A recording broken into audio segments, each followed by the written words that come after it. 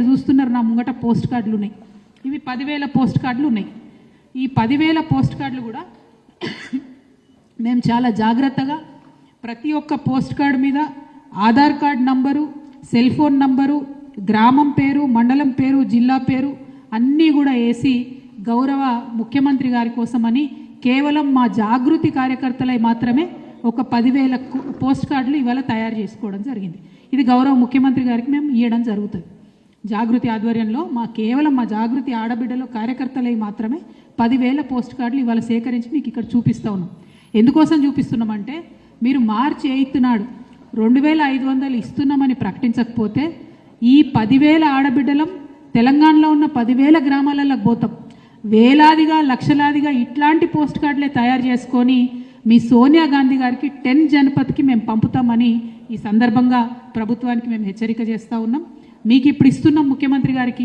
మీరు ముఖ్యమంత్రి అంటే రాష్ట్రానికి ఒక అన్నలాగా, ఒక తండ్రిలాగా ఆడబిడ్డల్ని కడుపులో పెట్టి చూసుకోవాల్సినటువంటి పొజిషన్లో మీరు ఉన్నారు. కానీ మా ఆర్థిక స్వావలంబన విషయంలో, మా యొక్క రక్షణ విషయంలో, మా యొక్క విద్య విషయంలో, మా యొక్క ఆరోగ్యం విషయంలో దేంట్లో కూడా మీరు మానవీయంగా ఆలోచిస్తలేరు, దేంట్లో కూడా మీరు శ్రద్ధ పెడతలేరు. కాబట్టి మరి ఏ సోనియమ్మనైతే చూసి మా తెలంగాణ ఆడబిడ్డలు ఓట్లేసినరో అదే సోనియమ్మకు ఇదే పోస్ట్ కార్డులు with Aadhaar card, with phone number, with గ్రామం మొత్తం ఈ 10,000 మంది మేము జాగృతి ఆడబిడ్డలం కార్యకర్తలం అన్ని గ్రామాలకు తిరుగుతాం.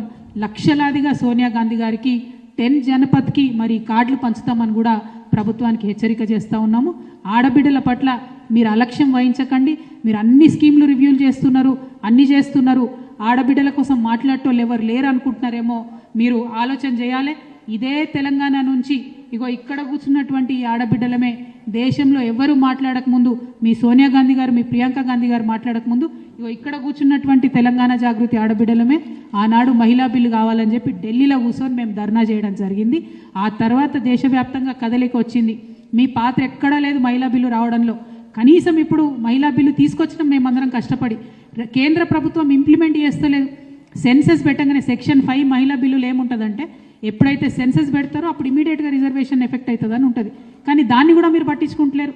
ఇప్పుడు ఎవరు కూడా కాంగ్రెస్ పార్టీ నుంచి ఒక్కరు కూడా కనీసం ఈ రాష్ట్రం నుంచి 8 మంది ఎంపీలు ఉన్నారు, మీ ప్రియాంక గాంధీ గారు పార్లమెంట్లో ఉన్నారు, ఒక్కనాడు కూడా మీరు కనీసం అడిగినటువంటి పరిస్థితి లేదు. కాబట్టి ఇవాళ మళ్ళీ మీకు హెచ్చరిక చేస్తూ ఉన్నాం.